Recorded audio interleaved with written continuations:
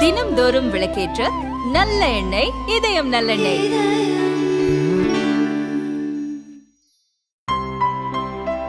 இனிமே கண்ணை மூடிட்டு கடலை எண்ணெய் வாங்கலாம். ஏன்னா மந்த்ரா கடலை எண்ணெய் இதயத்தின் தயாரிப்பு. ஜார்க்கண்ட் மாநிலம் ராஞ்சியில் 9 இடங்களில் அமலாக்கத்துறை சோதனை நடத்தியது. அம்மாநில ஊரக வளர்ச்சி அமைச்சரும் காங்கிரஸ் எம்எல்ஏவுமான ஆலம்கீர் ஆலமின் உதவியாளர் சஞ்சீவ் லால் வீட்டில் கோடிக்கணக்கில் பணம் கைப்பற்றப்பட்டது. மலை போல குவித்து வைக்கப்பட்டுள்ள பணத்தை எண்ண மெஷின்கள் கொண்டுவரப்பட்டது. 25 முதல் 30 கோடி ரூபாய் வரை இருக்கலாம் என கூறப்படுகிறது.